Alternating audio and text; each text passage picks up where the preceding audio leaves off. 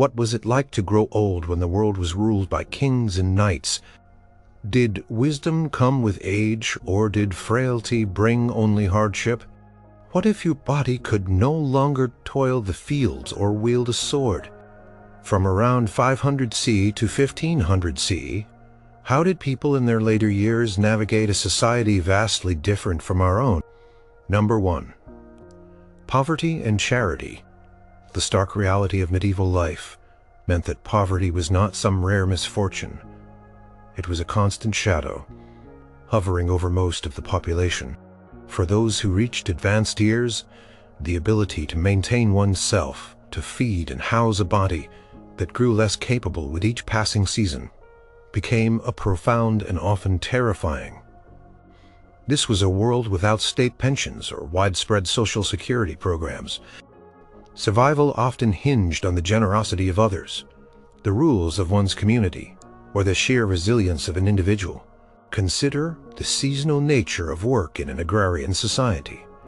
During harvest, strong hands were needed, and even older folk might find a role, perhaps supervising younger workers or performing lighter tasks, like gleaning the fields after the reapers had passed. But what happened in the lean months, during winter's bitter grip, or the long hungry gap before the next harvest? For an older person whose strength was already waning, finding sustenance could become a desperate daily quest. Many found themselves in a precarious position, relying on dwindling stores or the compassion of neighbors. The concept of the deserving poor began to take shape during this period. This classification often distinguished between those who could not work due to illness, disability, or advanced age, and those who were perceived as able-bodied but unwilling to labor. While the medieval church taught charity as a virtue, the practice of it often came with caveats. An older person bent with rheumatism or struggling with failing eyesight might be seen as genuinely unable to provide for themselves, and thus more worthy of assistance. A younger, seemingly healthy person who begged might be viewed with suspicion and scorn. Formal institutions of charity, though relatively few in number compared to the vast need that exist. Monasteries often maintained almonries, or daily distributions of food. Often bread and ale were given to the poor gathered at the gates. These alms were not limitless, and the queues could be long. An older person arriving at dawn might secure a meager meal, but there was no guarantee it would sustain them for long. Some monasteries also offered a more structured form of care, providing shelter for a small number of infirm or aged individuals. These places, sometimes called almshouses or hospitals in the broader sense of places of hospitality, were rare. Yet entry was often selective, requiring a connection to the monastery, a history of good service, or a small payment if one had any resources left. Private charity also played a significant role. Wealthy lords and ladies, motivated by religious piety or a desire to secure prayers for their souls, might distribute food or coin to the poor on specific feast days, or as part of their personal charitable endeavors. A great lord's household might maintain a table where leftover food was given to beggars. An older individual who had perhaps served a lord or lady in their younger days might find themselves remembered, perhaps offered a place in the retinue or a small allowance, but such instances were not common for the vast majority. For those without formal recourse, begging became a common strategy for survival. In larger towns particularly, beggars were a familiar sight, often congregating near churches, market squares, or city gates. Some towns even issued licenses to certain beggars, allowing them to solicit alms within specific areas. This was a way to manage the problem of vagrancy and ensure that those truly in need, often the old and infirm, were given some official recognition. To be an older beggar meant exposing oneself to the elements, to the whims of passers-by, and to the ever-present risk of hunger or violence. It required a profound humility and resilience qualities, often honed over a lifetime of hardship. The shame associated with begging while present was sometimes tempered by the understanding that for many, especially the aged, it was the only option. Communities often had an informal sense of responsibility for their own. If an older neighbor, perhaps a widow or a widower, fell on hard times, others in the village might offer small acts of kindness, a share of a meal, a few pieces of firewood, help with mending a roof. These acts of neighborly support, however, were not organized systems. They depended on individual goodwill and the prevailing social norms of mutual aid within small interconnected communities. The very structure of property ownership or the lack of it profoundly impacted the elderly poor. Without land, without a trade, without a supportive family, an older person faced a life of extreme vulnerability. Land, even a small plot, represented security. It was a source of food, a place to shelter, and a means of producing something to trade. For those who had lost their land, perhaps through debt, disaster, or the death of a spouse, their options dwindled rapidly. Many older women, particularly widows, found themselves in precarious situations. The death of a husband could mean the loss of land tenure, as property rights often reverted to the lord or the husband's family, leaving the widow reliant on dower rights, which were often contested or insufficient. In some urban areas, especially later in the medieval period, early forms of poor relief began to emerge at the municipal level. Towns might establish civic almshouses, funded by local taxes or donations, to house a small number of the town's elderly and infirm poor. These institutions, while providing a degree of security, were often austere and governed by strict rules. Residents typically surrendered any meager possessions upon entry, and lived under communal discipline, performing light chores if able. The existence of such places, however limited, signaled a growing recognition that poverty, particularly among the elderly, was a societal challenge that required some organized response beyond individual charity.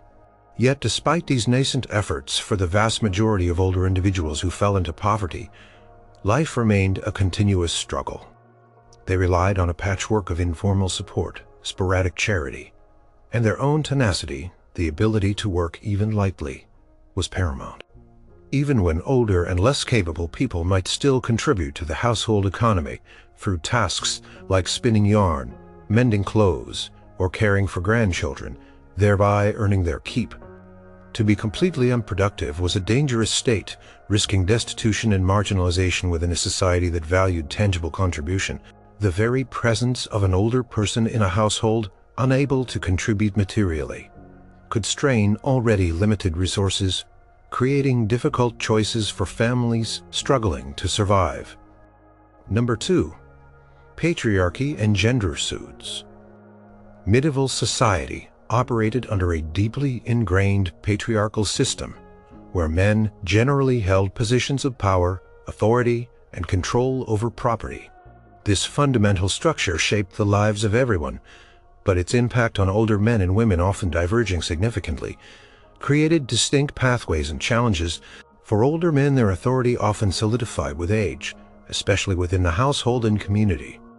For older women, their experiences were more varied, sometimes leading to positions of informal power and respect, but often marked by vulnerability, especially in widowhood. An older man as the head of a household typically retains significant authority. His age is often seen as a source of wisdom and experience, crucial for guiding the family, managing the land, and making important decisions.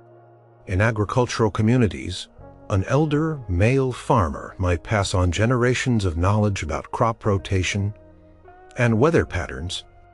His words carried weight, and his counsel was sought on matters both domestic and communal. Even as his physical strength waned, his mental acuity and accumulated wisdom could ensure his continued relevance and respect within the family unit. Land, the primary source of wealth and status, was usually inherited by sons, reinforcing the male line in the patriarchal structure. An older father might retain control of the family land even after his sons were grown, only relinquishing it in exchange for an assurance of care in his old age, a practice known as a corrodi or pension agreement, ensuring he received food, lodging, and perhaps even a servant. This ensured his continued authority as his son's livelihood depended on his decisions. In public life, older men often held positions of influence. Village elders. Often the most respected older men might sit on local courts, arbitrate disputes, or represent their community in dealings with the Lord.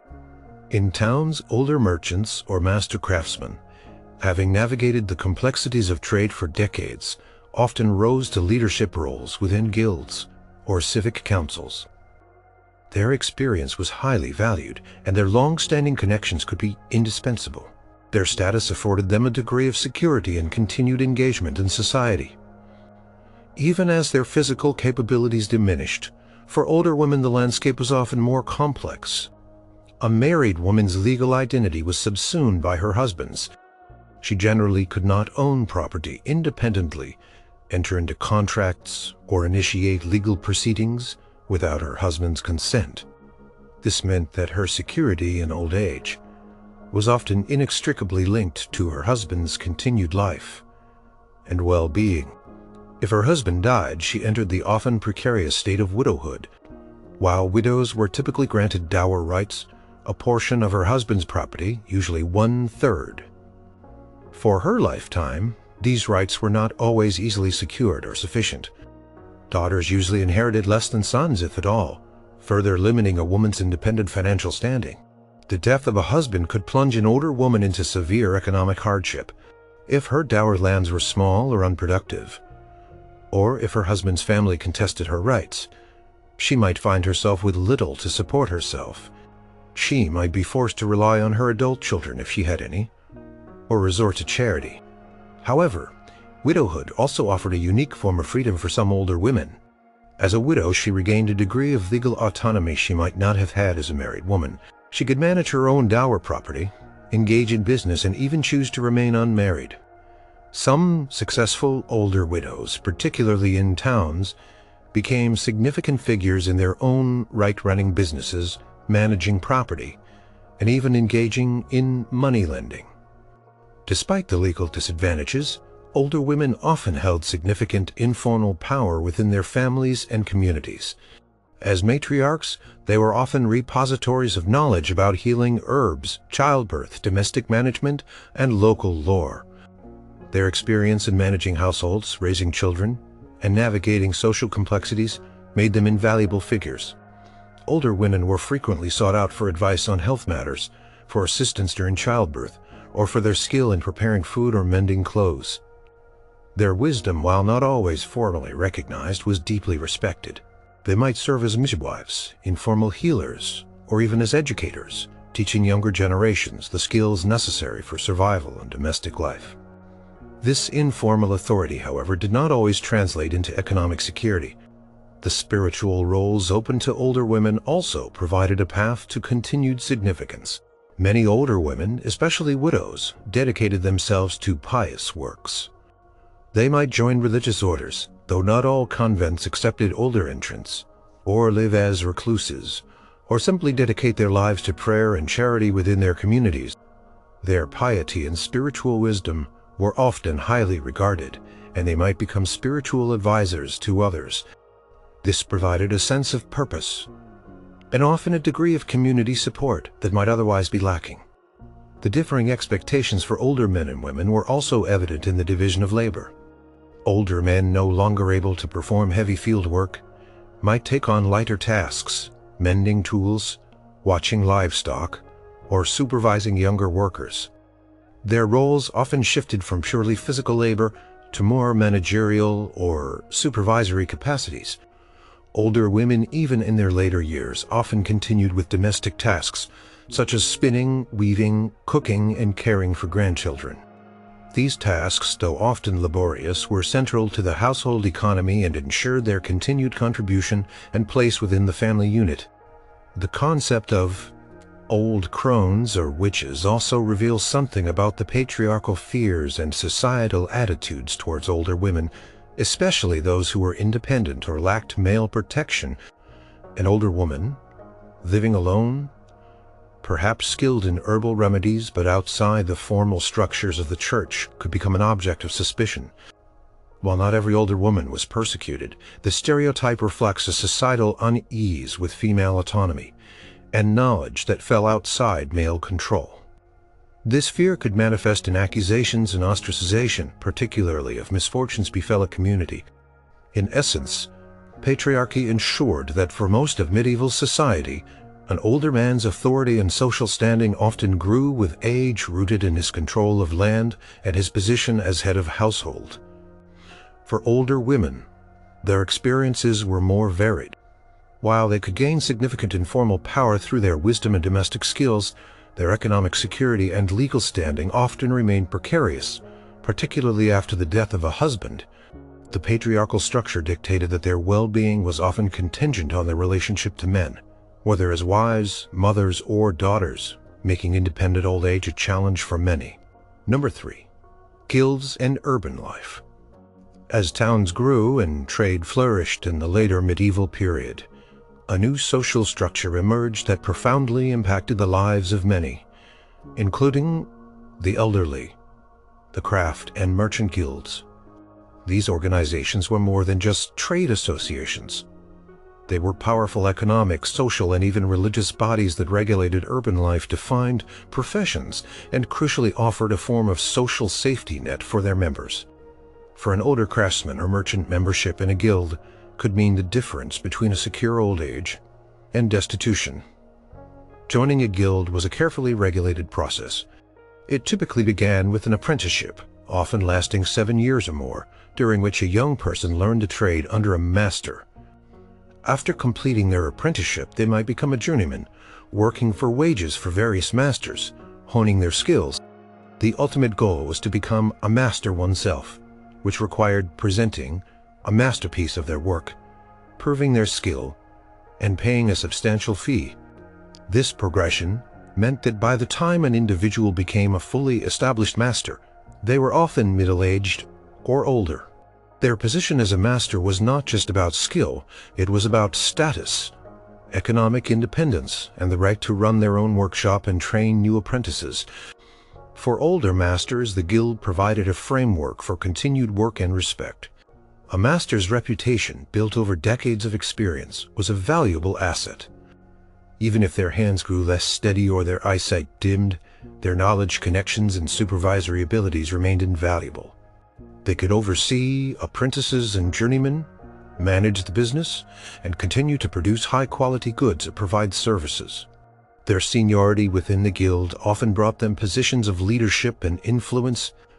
Older masters might serve on guild councils, helping to set prices, regulate quality, and resolve disputes. Their wisdom and experience were highly valued in governing the guild, ensuring the stability and prosperity of their trade. One of the most significant benefits of guild membership for older individuals was the provision of mutual aid. Guilds often maintained common funds, generated from membership fees, fines, and donations. These funds were used to support members in times of need. If a master became sick or suffered an accident, the guild might provide financial assistance to him and his family. If an older master became too frail to work, the guild might offer a form of pension or regular stipend, ensuring he did not fall into abject poverty. This was not a universal benefit for all guild members, and its extent varied between guilds, but it represented a crucial form of social welfare in a time when such provisions were rare. Guilds also played a role in the social life of their members. They often had patron saints, held religious services, organized feasts, and participated in civic processions. For an older master, these social gatherings provided opportunities for continued interaction, reinforcing bonds of community and ensuring they remain connected to their peers. This communal aspect helped combat social isolation, which could be a risk for older individuals, especially those who had lost family members. However, the benefits of guild membership were not universally available to all older individuals in urban settings. Only a fraction of the urban population were masters. Many people worked as unskilled laborers, servants, or in trades not organized into guilds. For these individuals, old age often brought with it the same precariousness experienced by the rural poor. Without the mutual aid of a guild, they relied on informal networks of family and neighbors, or on public and private charity, which was often insufficient. Moreover, while guilds offered support, there were limitations. The level of support could be modest, only enough to keep an older person from destitution. Some guilds required a certain number of years of membership before benefits kicked in, meaning those who joined late or faced hardship early might not qualify. The quality of care or support could also vary greatly, depending on the wealth and traditions of the specific guild. The system of apprenticeship and mastery also meant that upward mobility for older individuals who had not achieved master status was extremely difficult. A journeyman, even an old one, might never accumulate the resources or produce the masterpiece required to become a master. They would remain wage earners, their livelihood dependent on their physical ability to work. As they aged, their wages would likely decrease, or they would find it harder to secure work at all, forcing them into a struggle for survival outside the guild's protective embrace. The very structure of urban society, with its denser populations and more specialized labor, also impacted the elderly in various ways. While towns offered more diverse opportunities for work, they also had higher living costs and less traditional family structures compared to rural villages. An older person, without family or a strong guild affiliation, might find themselves particularly vulnerable in a bustling city where anonymity could lead to neglect. Yet for those who were part of the guild system, the benefits were significant. They offered a structured pathway for career progression, ensured quality control in trades, and provided a sense of professional identity. Most importantly, for the aged master, the guild offered a degree of security and continued status. It meant that a lifetime of dedication to a craft could culminate in a respected old age with some assurance of care rather than a descent into poverty. The guild, in essence, acted as a powerful social institution that shaped the economic and social well-being of its older members, providing a distinct advantage in a challenging medieval world. Number 4. Family and household structure. The family was the bedrock of medieval society, the primary unit of production, consumption, and social organization. For the elderly, the structure and dynamics within the household played a profound role in their well-being, security, and status. Unlike modern societies, with extensive state support systems, the medieval elderly were largely dependent on their families for care, sustenance, and social integration. The concept of retirement as a period of leisure was virtually unknown. Instead, old age meant a shift in roles and responsibilities within the multi-generational household. Most medieval households were multi-generational, meaning that parents, children, and sometimes even grandchildren lived under the same roof or within close proximity. This arrangement was largely driven by economic necessity, particularly in agrarian societies. Land was the primary source of wealth and survival, and its cultivation required the labor of many hands. As parents aged and their physical strength diminished, their adult children, typically sons, would gradually take over the heavy manual labor of farming. However, the older generation did not simply become unproductive. They often continued to contribute in various ways, their roles shifting from direct physical labor to more supervisory, advisory, or lighter tasks. An older father, even if no longer plowing the fields, might oversee the farm, manage finances, make decisions about planting and harvesting, and maintain relationships with the lord or neighbors. His accumulated knowledge of the land weather patterns and farming techniques was invaluable. An older mother might continue to manage the household, supervise the preparation of food, mend clothes, tend to the kitchen garden, and critically care for grandchildren. The role of grandparents, particularly grandmothers, in childcare was essential, allowing younger adults to focus on more labor-intensive tasks. This intergenerational exchange of labor and knowledge ensured that the elderly remained vital members of the household economy. Inheritance customs, especially primogeniture, where the eldest son inherited all or most of the family land, deeply influenced the position of the elderly. In such systems, the older parents, by transferring the land to their heir, often negotiated a pact of maintenance, or a karate, This was a formal agreement, sometimes legally binding, where the heir promised to provide for their parents in their old age. This might include a specific amount of food, clothing, lodging, and fuel, sometimes even a separate dwelling or a servant. For the elderly parents, this agreement was their form of social security, their guarantee of care. However, the effectiveness of such pacts varied. If the relationship between parents and children soured, or if the heir faced economic hardship, these agreements could be neglected or broken, leaving the elderly parents vulnerable. While primogeniture was common, especially among the nobility and wealthier peasants, other inheritance systems existed. Partible inheritance, where land was divided among all sons, or sometimes daughters too, meant that farms could become fragmented and less economically viable over generations. This could lead to a less stable economic base for supporting elderly parents, as each child's share might be too small to support their own family plus their aging parents. Widowhood was a particularly critical period for older women within the family structure. Upon the death of her husband, a woman's legal status shifted. While she might gain some autonomy, her economic security often depended on her dower rights, typically 1/3 of her deceased husband's land or property for her lifetime. This dower was intended to support her, but it often put her in a delicate position with her adult children, particularly if they were the primary heirs to the remaining 2/3 of the estate. Disputes over dower were not uncommon, and a widow might find herself in conflict with her own children or in-laws. If she chose to remarry, she might lose her dower rights, making the decision to marry again complex, especially for older women who might prioritize economic security over companionship.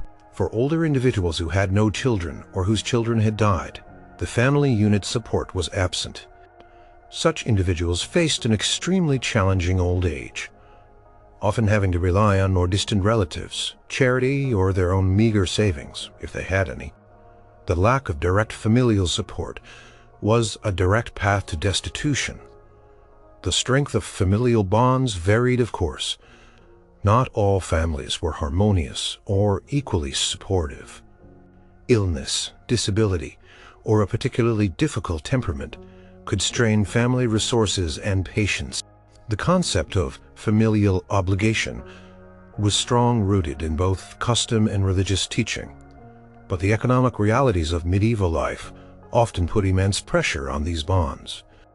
A large family might be a blessing, offering many hands for labor and many potential caregivers, but also a burden on limited resources. Despite these potential challenges, the family unit remained the primary safety net for the elderly in medieval society. It was where wisdom was passed down, where knowledge was shared, and where the daily tasks of living were managed collectively.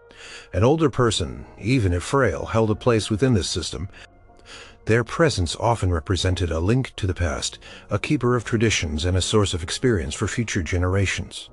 Their stories, their skills, and their very existence wove into the continuous tapestry of family life, ensuring their continued relevance and care as long as the family unit itself remained intact and capable. Number 5. The Church. Religious institutions. The Church, encompassing everything from local parish churches to vast monastic orders and cathedral chapters, permeated every aspect of medieval life. For the elderly, its influence was multifaceted, offering both spiritual solace and, in some cases, crucial practical support. The church was not just a religious body. It was a major landowner, an employer, a center of learning, and the primary provider of welfare services in an era without state-run social programs. One of the most direct ways the church impacted the elderly was through its role as a provider of charity and care. Inspired by Christian teachings of compassion and charity, monasteries, convents, and various religious foundations established hospitals and almshouses. These hospitals were not primarily medical facilities in the modern sense. Rather, they were places of hospitality for the poor, the sick, and the infirm, which very often included the elderly. Some hospices specifically catered to aged and indigent pilgrims, offering them shelter and sustenance on their journeys. Within these institutions, an older person might find a roof over their head, a warm meal, and basic care. Conditions varied widely from comfortable accommodation for a few privileged individuals to crowded and rudimentary dormitories for many. Entry to such institutions was often limited and competitive, requiring sponsorship, a history of service, or a small payment, a karodi often purchased with land or money similar to family pacts, guaranteeing lifelong care. For those who could secure a place, it offered a precious degree of security and dignity in their later years. The church also provided more informal charity. Local parishes, funded by tithes and donations, might offer alms to the local poor, including the elderly, often distributed after Sunday services or on feast days. Monasteries often had almonries where daily distributions of food were made to beggars gathered at their gates. For older men and women, the church also offered a spiritual path that could provide meaning and community in old age. Many individuals, especially widows, found solace and purpose by dedicating themselves more fully to religious life. They might enter convents or monasteries in their later years, though age restrictions sometimes applied particularly for those wishing to take full vows. For others, a less formal commitment to piety was common. Older people often became more devout, spending more time in prayer, attending Mass regularly, and participating in local religious confraternities or guilds, which often provided mutual aid for members, including funeral arrangements, care during illness. These confraternities, distinct from craft guilds, were voluntary associations formed for religious and charitable purposes, often providing burial expenses, masses for deceased members, and even some relief for living members who were sick or impoverished.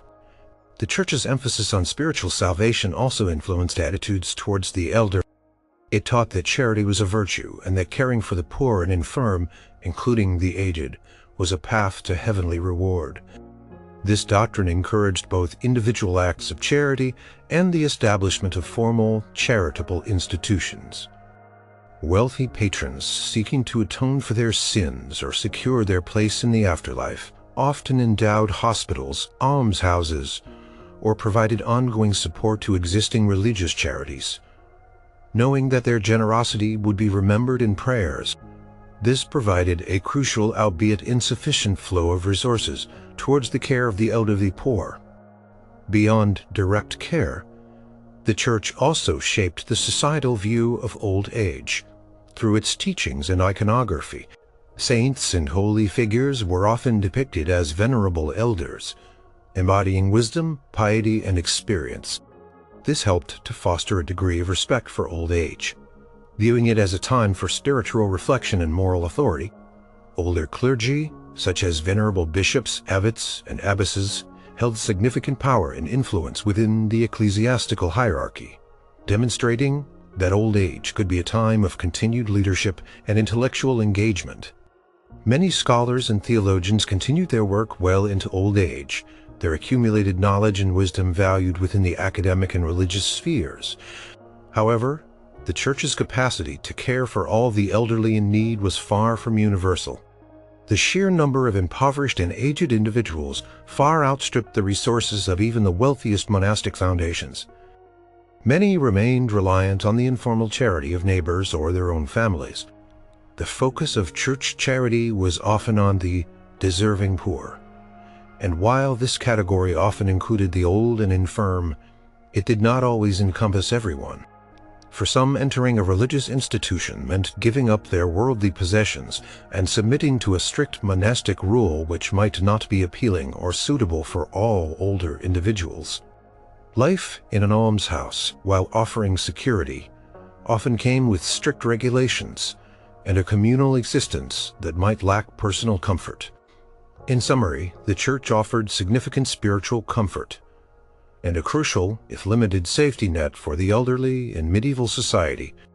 It fostered a cultural appreciation for old age as a time of wisdom and piety, and its charitable institutions provided a lifeline for some of the most vulnerable.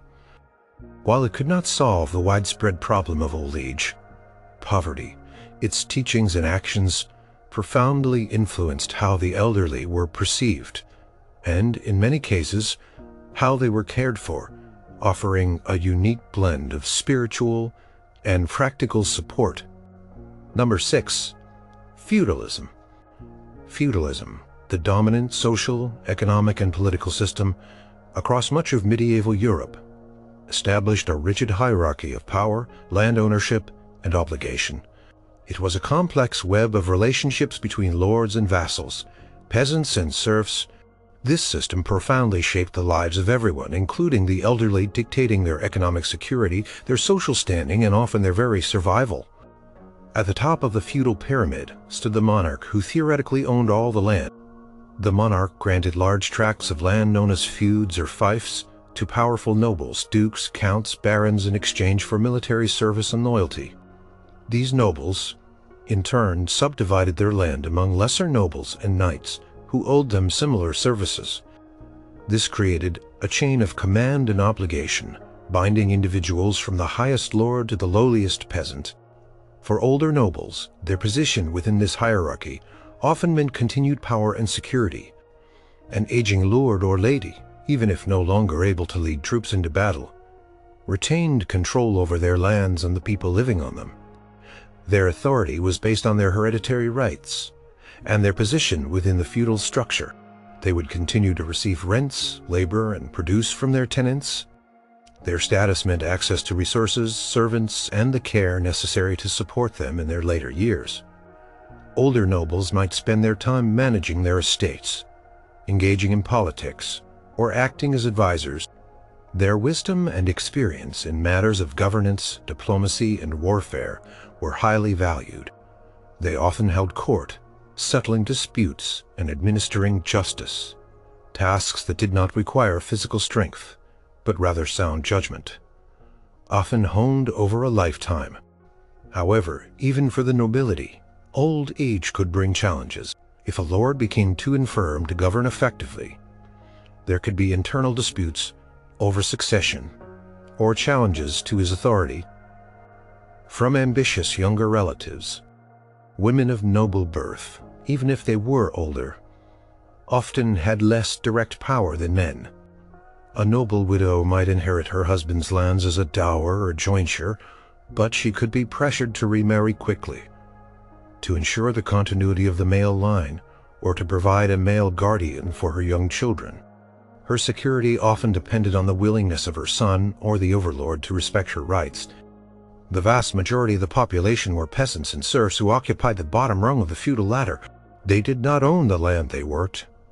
Instead, they held it from a lord in exchange for labor, rent, in produce or coin, and various other obligations. Their lives were entirely tied to the land and the whims of their lord. For older peasants and serfs, this reality presented a distinct set of challenges. A peasant's ability to work the land was their primary source of livelihood. Their strength, endurance, and skill in farming were essential for survival. As they aged, their physical capacity naturally declined. An older serf might find it increasingly difficult to perform the heavy labor required, plowing, sowing, harvesting, clearing land. This posed a direct threat to their economic viability. If they could no longer perform their obligated labor services for the lord or cultivate their own strip of land efficiently, their position became precarious. The feudal system offered very little formal provision for retirement or old age. For peasants, there was no concept of a pension. Instead, survival often depended on the continued support of their children. As mentioned in the family structure, an older peasant might gradually hand over the more arduous tasks to their adult sons, but they would still be expected to contribute in some capacity. This could involve lighter work on the farm, such as mending tools, tending livestock, or caring for grandchildren. Their accumulated knowledge of farming techniques, local weather patterns, and the land itself remained valuable. However, the vulnerability of older peasants was constant. If they had no surviving children, or if their children were unable or unwilling to support them, they faced destitution.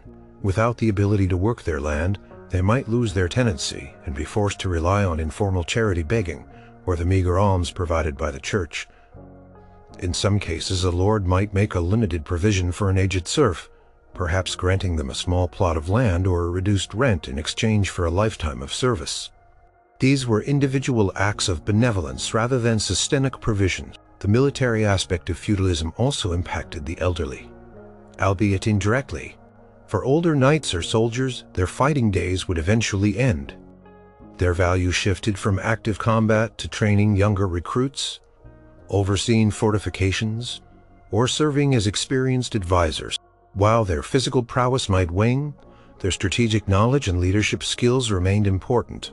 However, those who were simply common soldiers, once their physical capabilities declined, faced an uncertain future, often without pensions or support, unless they had accumulated some wealth or had family to return to.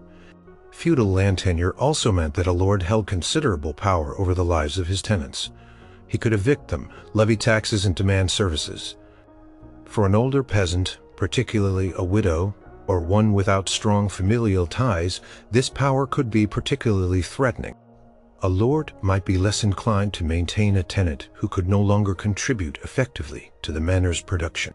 In essence, feudalism created a society where economic security and social standing were intrinsically linked to one's place in the land-based hierarchy and one's ability to contribute labor or military service. For the elderly, this meant that older nobles often maintained their wealth and authority, while older peasants and serfs faced significant challenges as their physical capabilities diminished, relying feebly on family support or the infrequent benevolence of their lords. For their continued survival, the system offered stability for the powerful, but left the aged and infirm at the mercy of their own physical capacity and their familial and communal networks.